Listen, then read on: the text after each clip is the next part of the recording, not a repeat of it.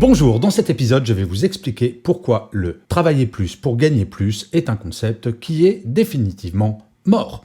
Je suis Gaël Châtelain-Berry, bienvenue sur mon podcast Happy Work, le podcast francophone le plus écouté sur le bien-être au travail. Alors, depuis la pandémie, nous sommes nombreux et nombreuses à réfléchir sur la nouvelle relation que les salariés ont avec leur travail.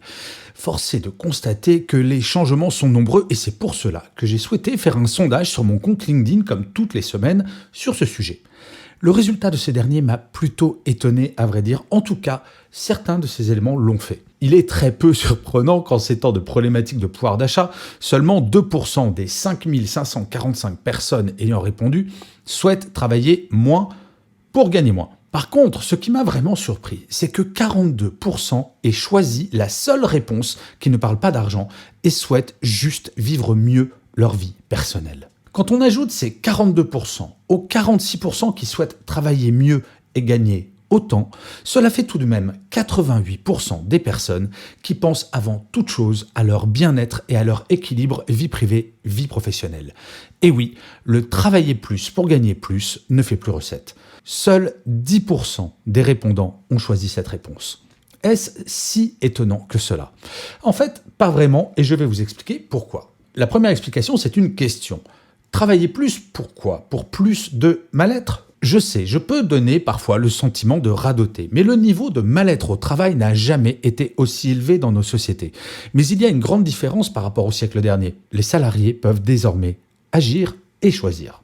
Et oui, le chômage de masse a disparu petit à petit, donnant ainsi la possibilité aux salariés d'avoir le choix, que ce soit par le biais du quiet quitting, et en ne travaillant pas plus que le nécessaire, ou en changeant de travail, puisque le marché du travail est désormais dynamique. Il est vraiment très intéressant qu'en cette période inflationniste et de questionnement sur le pouvoir d'achat, seuls 10% des répondants se déclarent prêts à travailler plus pour gagner plus, alors qu'il n'y a pas si longtemps, un président de la République s'est tout de même fait élire sur ce slogan. L'argent n'est plus la seule motivation, comme je l'expliquais dans mon article de la semaine dernière, et je trouve que c'est une excellente nouvelle, non ? Le deuxième point, c'est que la valeur travail a été remise en question par la pandémie elle-même. Il ne faut pas oublier qu'une chose absolument incroyable s'est passée au niveau mondial avec la pandémie. Le monde que l'on décrit parfois comme horriblement cynique et violent dans son capitalisme a décidé de mettre à l'arrêt son économie totalement pour préserver l'humain. Pour la première fois dans l'histoire de l'économie moderne, nos dirigeants ont consciemment décidé et exprimé qu'une vie valait plus qu'un travail. En France, nous avons eu le « quoi qu'il en coûte ». Mais, mis à part dans une moindre mesure le Brésil et les États-Unis, tous les pays ont préféré protéger la santé de leurs citoyens plutôt que leur économie. Et vous savez quoi ? Ces citoyens ont aimé ça.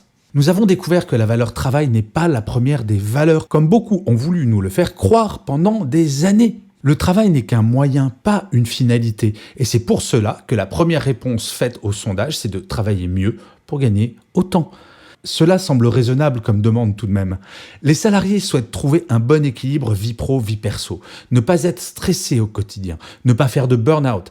Ce qui me semble fou, c'est que le travailler mieux pour gagner autant semble la plus simple des 4 réponses. Et pourtant, nous entendons peu, pour ne pas dire aucun discours politique reprenant cet item. Oui, bien entendu, il y a eu beaucoup de commentaires me reprochant de ne pas avoir proposé la réponse « travailler moins pour gagner plus ». Mais en fait, si je ne l'ai pas fait, c'est surtout parce que n'importe quel être humain normalement constitué aurait choisi cette option. Et moi, ce qui m'intéressait, c'était vraiment un choix entre des réponses réalistes économiquement et politiquement à très court terme. Et la troisième explication, le travailler mieux ne veut pas dire produire moins. Et non, les salariés ne sont tout de même pas prêts à tout pour leur bien-être. Ils sont conscients que leur salaire est lié à ce qu'ils produisent et qu'un salaire n'est pas quelque chose qui tombe du ciel. Cependant, ce dont ils sont conscients également, c'est qu'il y a une énorme différence entre dire « travailler moins » et « travailler mieux », même si, très concrètement, les deux peuvent être intimement liés, bien entendu. L'expérience menée en Angleterre l'a bien montré. Une semaine de 4 jours avec 30 à 32 heures travaillées n'a pas fait baisser la productivité ni la rentabilité, au contraire. Travailler mieux, c'est mettre un terme, par exemple, à ces réunions sans fin qui ne servent pas à grand-chose. C'est arrêter de considérer que l'implication d'un salarié se mesure au nombre d'heures passées au bureau. C'est admettre qu'un email qui n'est pas envoyé à 19h ou 19h30 peut généralement attendre le lendemain matin. ou qu'une réunion après 18h30 n'est pas la meilleure des idées. Travailler mieux, c'est appliquer à l'échelle de l'entreprise ce que nous a appris la pandémie au niveau mondial. Sans être humain en bonne santé, rien n'est possible. Et oui, notre monde a changé et les salariés ont changé avec lui. Ce qui me surprend parfois, ce sont ces dirigeants et dirigeantes qui souhaitent revenir à l'ancien logiciel, celui du siècle dernier. Et ce qui m'inquiète, c'est que j'ai le sentiment qu'un grand nombre de nos dirigeants politiques n'ont pas compris ces changements et restent accrochés aux théories qui étaient en vogue avant la pandémie. Mais je suis, de vous à moi, très optimiste, car de façon plus évidente que jamais, le rapport de force entre les salariés et les employeurs est en train de s'inverser de façon radicale. Alors, comme dans tout mouvement de balancier, cela prendra du temps pour trouver un équilibre juste.